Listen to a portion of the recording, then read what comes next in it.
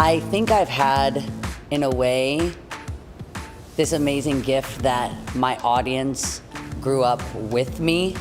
It's very different than the relationship that I have with the public or the press or the media or their perception of me, but it's really stayed grounded in the really unique relationship that I have with my fans and with my audience, because a lot of us were the same age. The people that watched my show were my same age. That's why we really related to each other, because we were experiencing so much of the same experiences at the same time, even though we were living such different lives. My schedule for work, in a way, kind of mimicked their life schedule also, finding things to do after school that inspire you, that are more about what you're gonna do with your future. And that was the same thing for me. So even though we had really different upbringings, me and my audience really grew together. And I think, in a way, that's what I'm most grateful for in this evolution in front of everyone, is that I wasn't alone.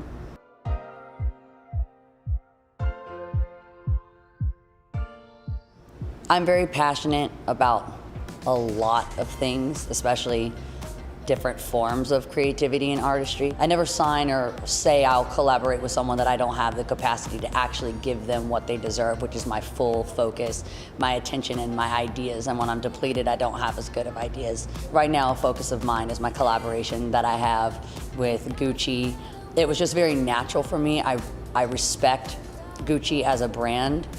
I love what they're doing philanthropically. We actually shared a lot of the same team members from Happy Hippie and Gucci without even knowing we were ever gonna partner up. So we align on our values and our morals, and then also making beautiful clothes. Happy Hippie is my purpose. I think the activism and artistry, they're really one. I think artists come with a message, and my message was justice, equality, celebration of individuality, and it's been a beautiful evolution, not just to watch, but as, you know, the founder of Happy Hippie, to see how much process we've had in the last 5 years, not just Happy Hippie, but it kind of seems globally that the conversation of love, acceptance, justice, equality, that is the topic right now, and it's just really beautiful to be alive and experience this new kind of revolutionary time that we're all living in. It feels like there's a nice shift happening where people may not completely change their mind, but their mind is open, and that's really the way that you can get in there with your own message.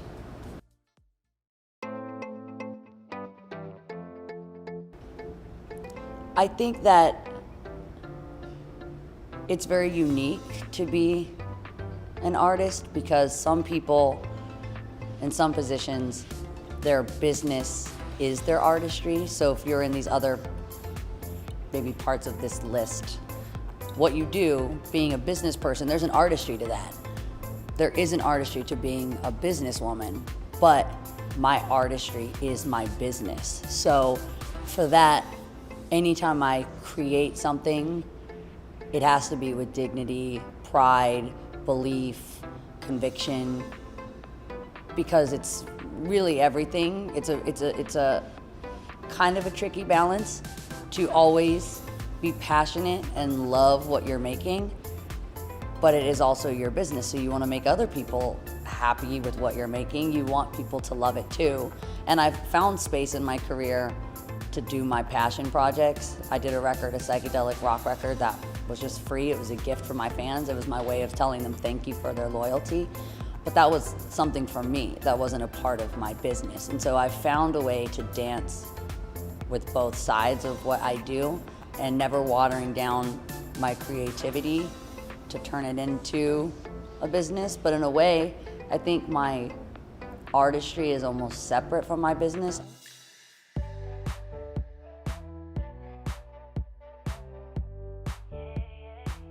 There's been these amazing collaborations that I've had, especially over the last few years. I've been more open to collaborating and working with different partners. So that's become more of the industry that I'm in, is these collaborations. And then I kind of get to have my artistry and my creativity stay precious and I get to preserve it.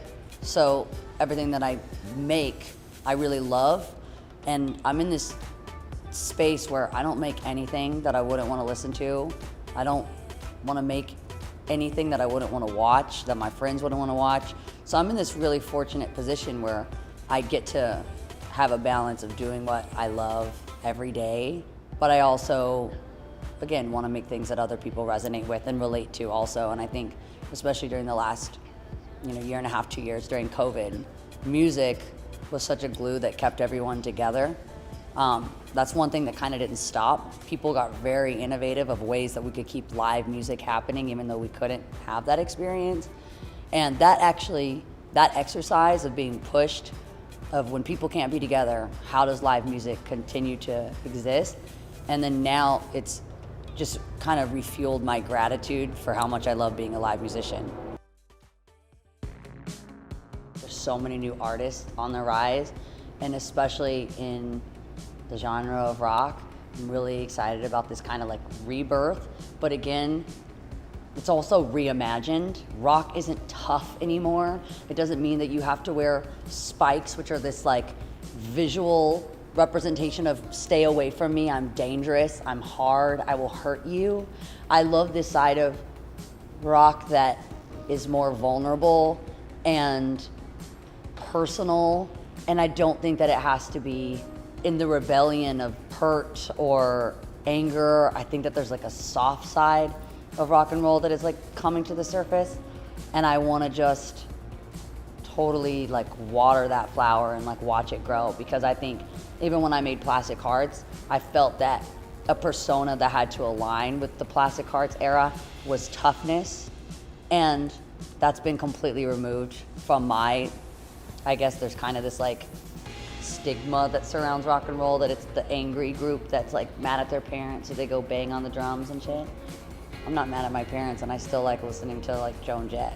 So I think this new kind of like vulnerable soft side of rock and roll I'm really interested in, because I think right now people like talking about their feelings a little too much.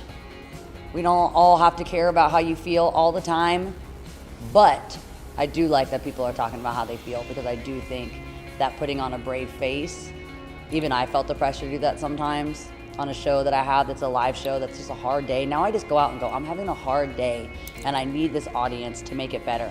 And I think one thing that I found with my audience that I really love is that I've been there for them and they can be there for me too, that this is a relationship, that I'm not in a circus, and that I'm actually a part of relating. And because we've had this history, we have a relationship, and leaning into the relationship that I have with my audience and just saying how I really feel, which isn't always unapologetic and strong and brazen, which is such a part of my brand.